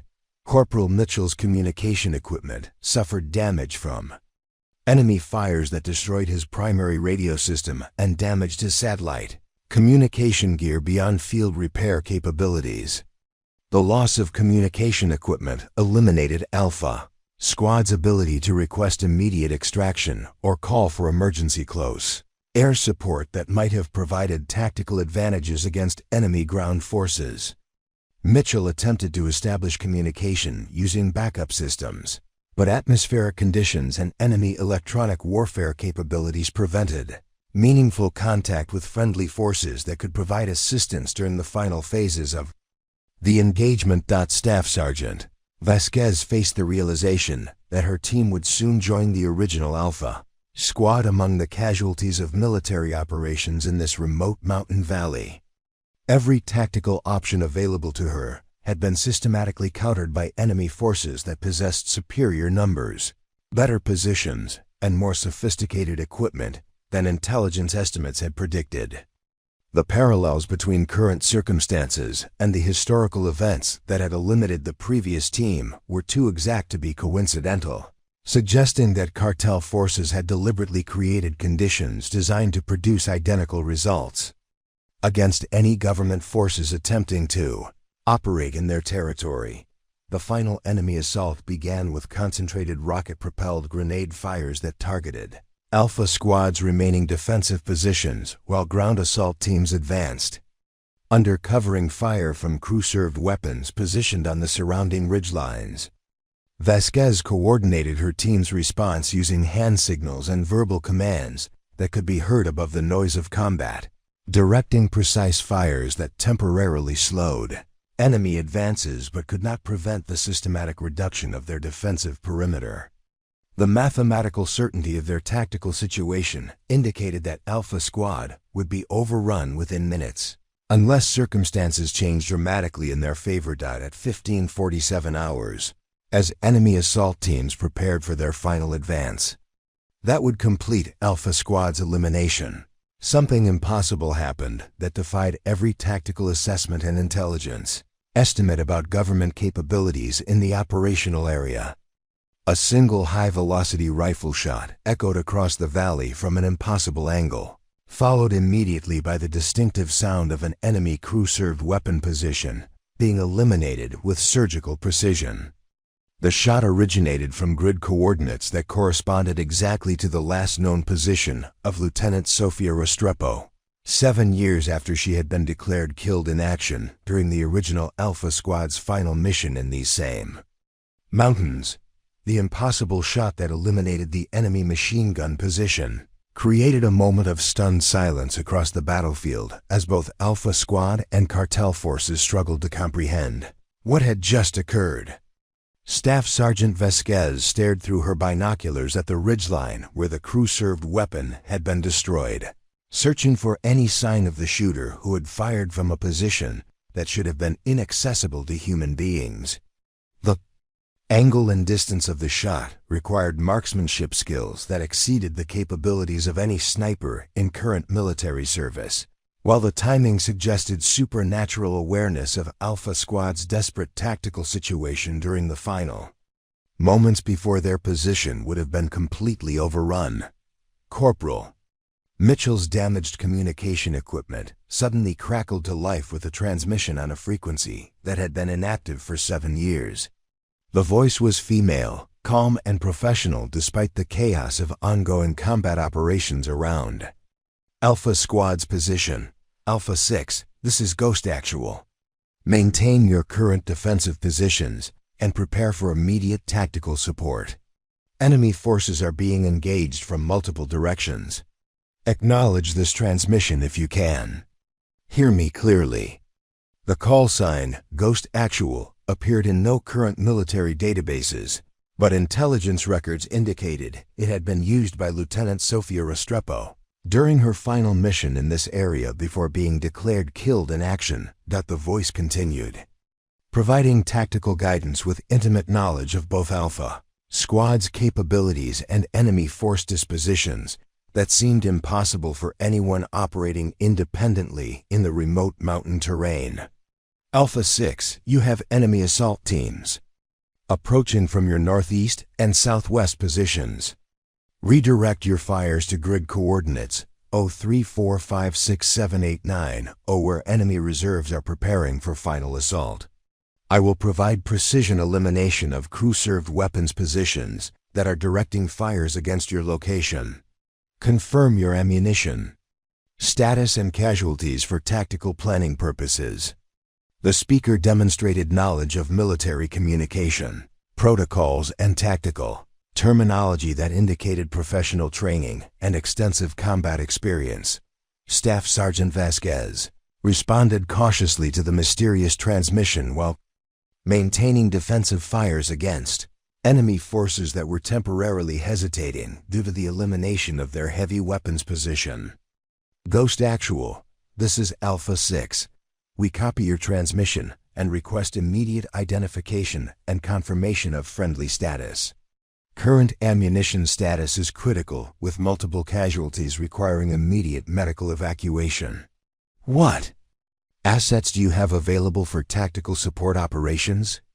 Her training required verification of any external support before adjusting Alpha Squad's tactical procedures, but their desperate situation left little room for extended authentication procedures. Another precise Rifle shot eliminated an enemy mortar position that had been directing accurate fires against Alpha Squad's defensive perimeter, followed immediately by the destruction of a rocket-propelled grenade team that was preparing to assault their remaining covered positions. The shots originated from different locations, suggesting either multiple skilled marksmen or impossible mobility by a single shooter, operating across terrain that required hours to traverse safely. Each elimination demonstrated intimate knowledge of enemy positions and capabilities that could only have been acquired through extended surveillance of cartel operations in the valley. System Specialist Chun reported over their tactical communication system that the elimination of enemy heavy weapons positions was allowing her to provide more effective medical treatment for wounded team members without exposure to concentrated fires that had previously made movement between positions extremely dangerous. Sergeant Williams' condition had stabilized enough to permit limited movement, while Private O'Connor's wounds required immediate surgical intervention that was beyond field medical capabilities. The tactical breathing space provided by external intervention was preventing Alpha Squad's complete collapse, but their situation remained critical without immediate evacuation support. The mysterious sniper continued providing tactical support with precision that defied conventional understanding of battlefield capabilities. Enemy command posts were eliminated with single shots that indicated detailed knowledge of cartel organizational structure and leadership hierarchy. Communication equipment was destroyed with accuracy that suggested familiarity with enemy electronic systems and their tactical deployment. Supply vehicles attempting to provide ammunition resupply to enemy forces were disabled through precision fires that targeted critical mechanical components rather than personnel, indicating surgical application of violence designed to maximize tactical impact while minimizing unnecessary casualties. Sergeant Park's electronic warfare equipment detected enemy communication traffic, indicating confusion and growing panic among cartel forces that were experiencing systematic elimination of their tactical advantages by an unknown sniper whose capabilities exceeded anything in their previous experience. Enemy commanders were reporting losses that included their most experienced personnel and critical equipment, while being unable to locate or effectively engage the source of precision fires that were systematically dismantling their assault operation. The psychological impact of facing an invisible enemy with supernatural marksmanship abilities was beginning to degrade enemy morale and tactical cohesion. Radio transmissions intercepted by Alpha Squad's communication equipment revealed that cartel forces were implementing emergency procedures for withdrawal from the Valley system, abandoning their assault against Alpha Squad in favor of protecting their personnel and equipment from continued elimination by unknown government forces. Enemy commanders were reporting contact with advanced special operations units that possessed capabilities beyond their ability to counter effectively, indicating that the mysterious sniper had successfully created the impression of larger military forces rather than individual intervention. The tactical deception was allowing Alpha Squad to survive circumstances that would otherwise have resulted in their complete elimination.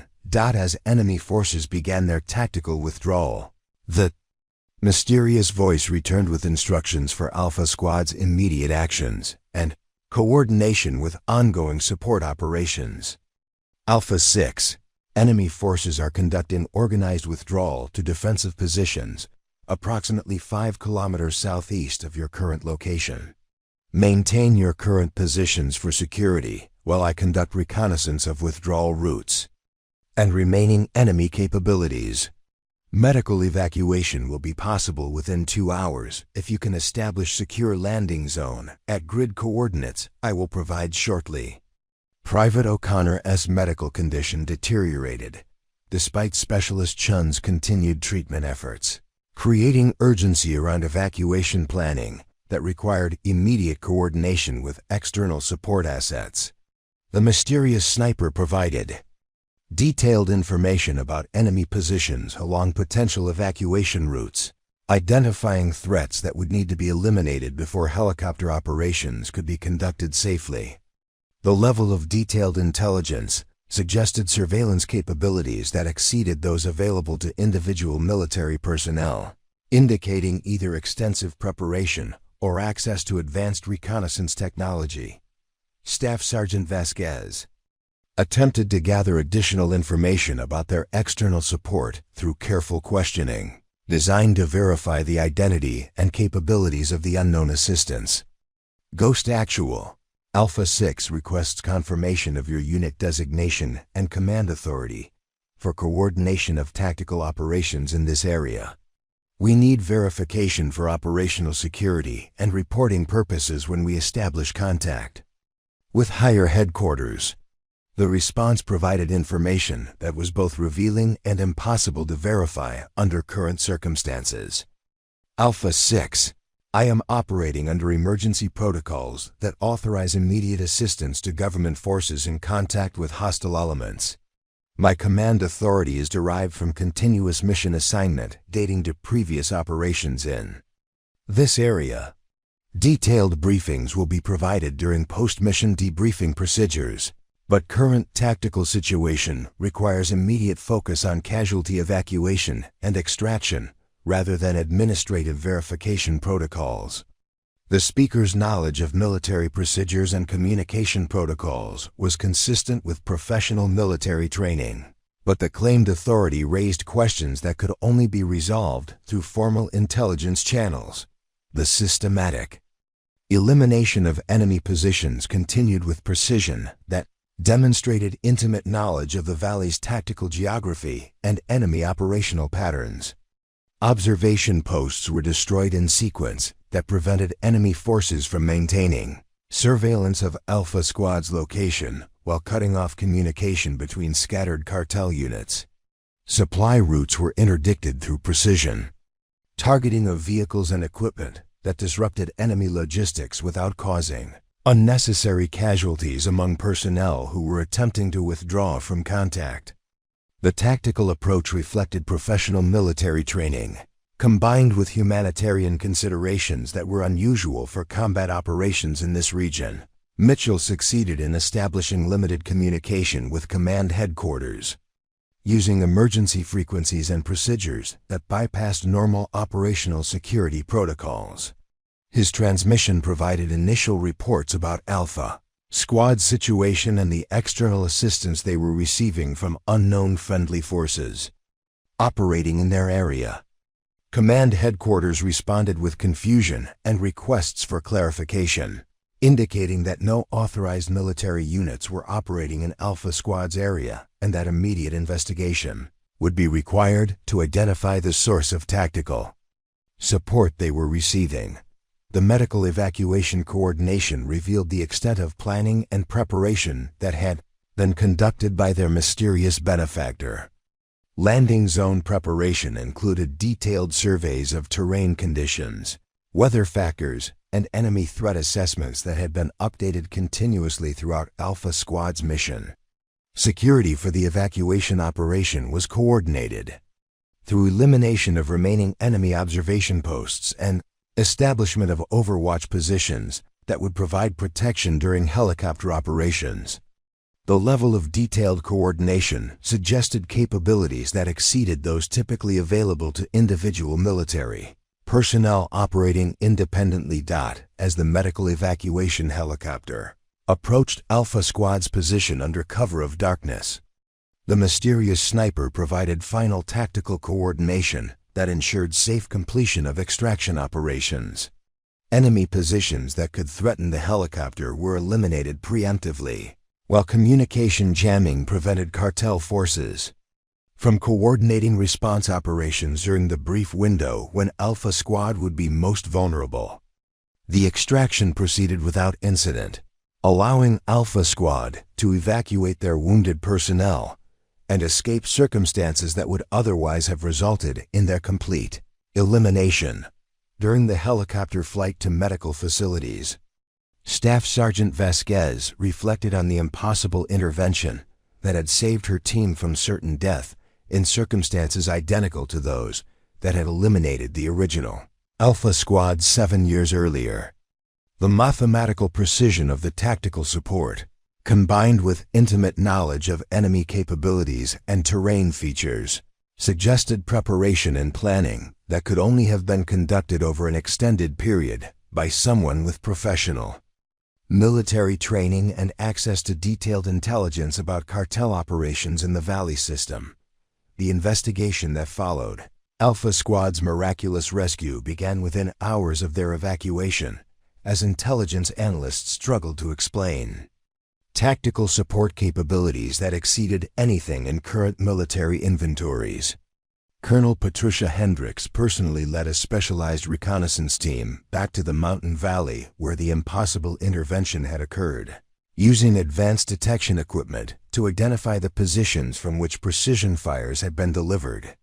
The team discovered evidence of sophisticated field craft that included expertly camouflaged firing positions, improvised equipment modifications, and movement techniques that left minimal traces despite the challenging terrain and extended duration of tactical operations. The firing positions revealed construction techniques that combined professional military training with years of practical experience in the specific environmental conditions of the Colombian mountains.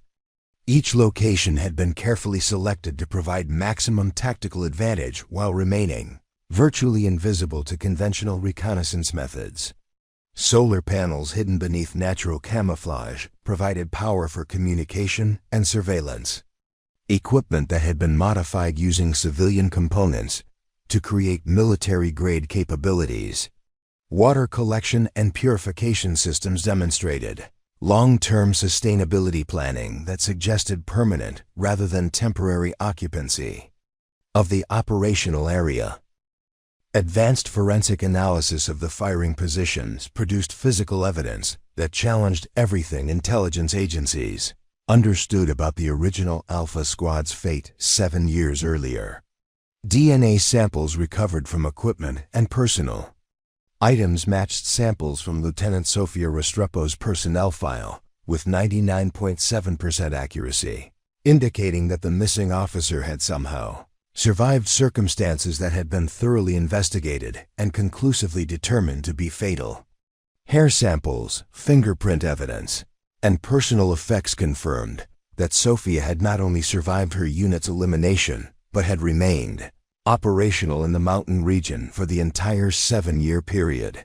Colonel Hendricks' team discovered an elaborate survival compound hidden within a cave system that demonstrated remarkable engineering capabilities and long-term strategic planning. The facility included workshop areas where military equipment had been modified and repaired using materials salvaged from various sources, creating hybrid systems that combined standard military hardware with civilian technology to produce capabilities that exceeded the performance of either component individually. Food storage areas contained supplies that would sustain one person for extended periods, while medical facilities included surgical equipment that had been improvised from civilian sources to provide battlefield trauma care capabilities. The most remarkable discovery was a detailed intelligence collection system that had been monitoring cartel operations throughout the valley for years, producing tactical information that exceeded the capabilities of government intelligence agencies. Hand-drawn maps covered every square meter of the operational area with accuracy that surpassed official military surveys, including notations about seasonal weather patterns, enemy movement routes, and tactical positions that had been updated continuously over multiple years. Communication intercept equipment had been recording enemy transmissions and analyzing organizational patterns, creating a comprehensive understanding of cartel capabilities that had enabled Sofia to predict and counter their tactical operations. With surgical precision, personal journals discovered in the compound revealed the psychological journey that had sustained Sofia through 7 years of isolated operations in hostile territory. Her writings described the initial trauma of watching her original teammates die during the ambush that had destroyed Alpha Squad. followed by a conscious decision to remain operational rather than attempt extraction through territory controlled by overwhelming enemy forces. She had chosen to continue her mission independently, using her specialized skills to gather intelligence and conduct tactical operations that would prevent future government casualties while disrupting cartel activities that threatened regional security. The journals documented a systematic approach to long-term survival that reflected Sofia's methodical personality and professional military training. Daily routines included physical fitness regimens adapted to available space and equipment, maintenance procedures for weapons and communication systems, and continuous education through technical manuals and educational materials that had been cached in the area during previous military operations. Mental health maintenance included structured activities, goal-setting exercises, and detailed planning for future operations that provided psychological stability. During extended isolation from human contact, Sofia's tactical operations during the 7-year period had significantly impacted cartel capabilities in the region, though government intelligence agencies had attributed the effects to internal conflicts between criminal organizations rather than external intervention. Her systematic elimination of key personnel had disrupted command structures and created leadership vacuums that reduced operational effectiveness. Destruction of communication equipment and supply depots had forced cartels to modify their operational patterns and reduced their ability to coordinate complex trafficking operations. The cumulative impact of these activities had probably prevented millions of dollars worth of illegal substances and weapons from reaching international markets. The compound's workshop areas revealed Sofia's remarkable adaptability and technical capabilities under extreme resource constraints. Military weapons had been modified using machining tools improvised from civilian equipment, creating customized systems optimized for the specific tactical requirements of long-range precision fires in mountainous terrain. Ammunition had been hand-loaded using components salvaged from various sources, achieving accuracy levels that exceeded military manufacturing standards through meticulous attention to detail and quality control procedures. Electronic equipment had been repaired and upgraded using techniques that demonstrated both formal technical training and years of practical experience with field modifications. Medical facilities within the compound indicated that Sofia had provided treatment for her own injuries and illnesses using techniques that combined formal military medical training with improvised procedures adapted to available resources. Surgical instruments had been fabricated from civilian tools and sterilized using procedures that ensured medical safety despite primitive conditions. Pharmaceutical supplies had been obtained through various means and stored using preservation techniques that maintained effectiveness over extended periods. The medical capabilities revealed remarkable self-sufficiency and determination to remain operational despite physical challenges that would have forced most people to seek external assistance. Colonel Hendrick's investigation team attempted to locate Sofia to conduct formal debriefing and provide appropriate recognition for her extraordinary service and sacrifice.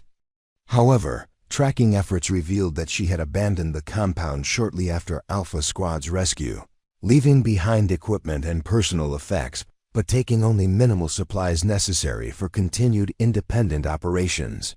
Security cameras positioned around the facility had recorded her departure, showing a small figure moving through the mountain terrain with the same systematic precision that had characterized her tactical operations throughout the 7-year period.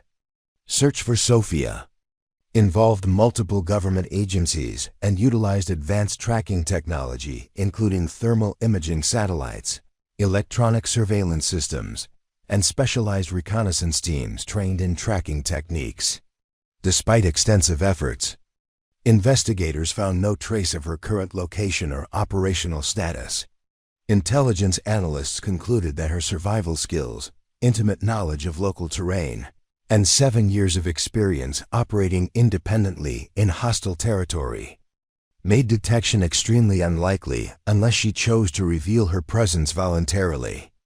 The investigation was classified at the highest levels to prevent compromise of ongoing operations and protect Sofia from potential retaliation by cartel forces. Government officials faced complex decisions about how to respond to Sofia's situation and recognize her extraordinary service under circumstances that challenged traditional military protocols and recognition procedures. Her technical status remained missing in action, though evidence clearly demonstrated that she had been operational throughout the period when she was presumed dead. Legal and administrative complications arose from her unofficial operational status and the classified nature of her activities, creating challenges for formal recognition that required careful consideration of precedent and security implications. Military leadership ultimately decided to implement modified procedures that respected Sofia's apparent preference for anonymity while acknowledging her exceptional service and sacrifice.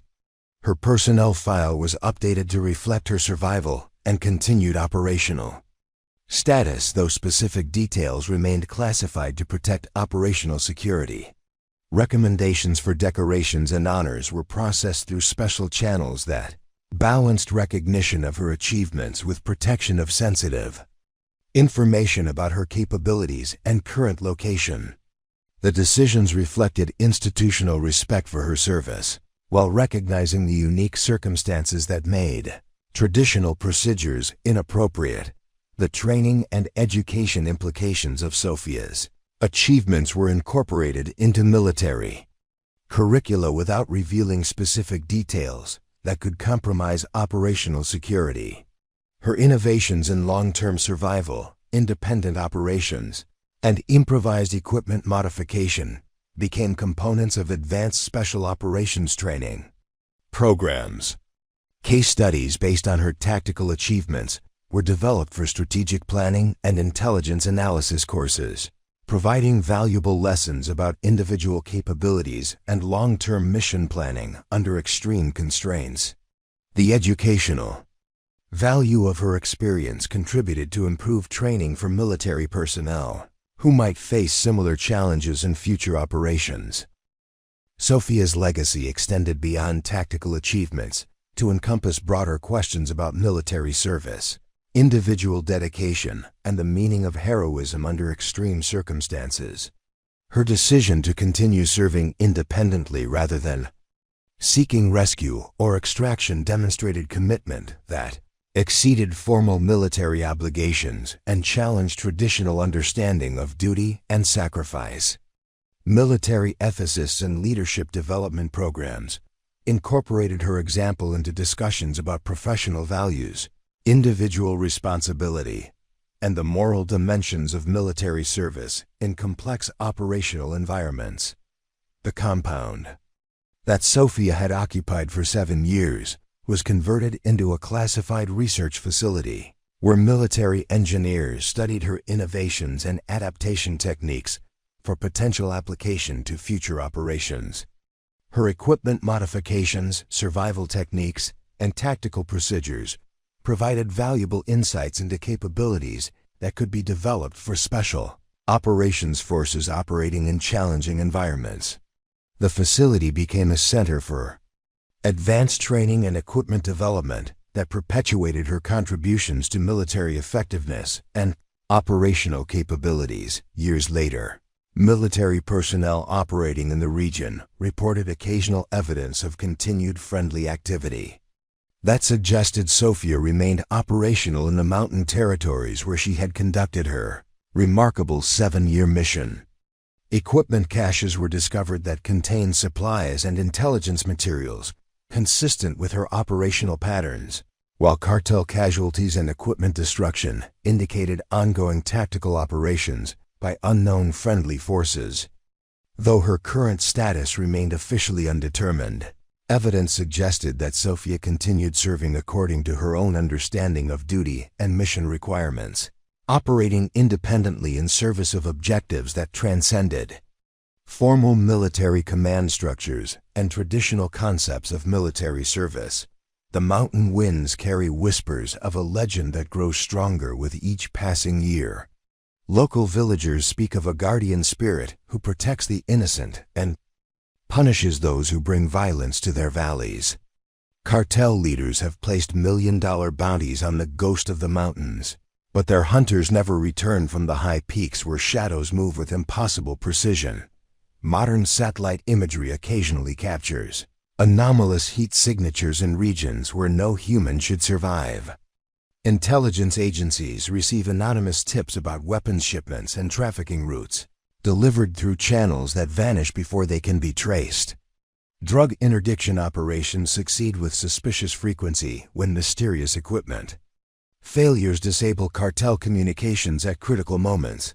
Staff Sergeant Vasquez, now a colonel training the next generation of Special Operations Forces, tells her students about the importance of individual dedication and the power of one person who refuses to quit. She never mentions names or specific locations, but her eyes hold a distant respect for someone who chose service over safety, mission over recognition, duty over life itself. Somewhere in the Colombian mountains, where eagles soar between cloud-wrapped peaks and ancient stones guard forgotten secrets, a small figure moves through morning mist. She carries a rifle worn smooth by years of faithful service, maps updated with the careful precision of someone who never stops learning, and the quiet satisfaction of knowing that her watch continues. Sofia Restrepo didn't need medals or monuments. She needed only the knowledge that evil slept less soundly because she remained awake. The legend lives because the mission never ends. What impossible story of dedication and service would you like to see next?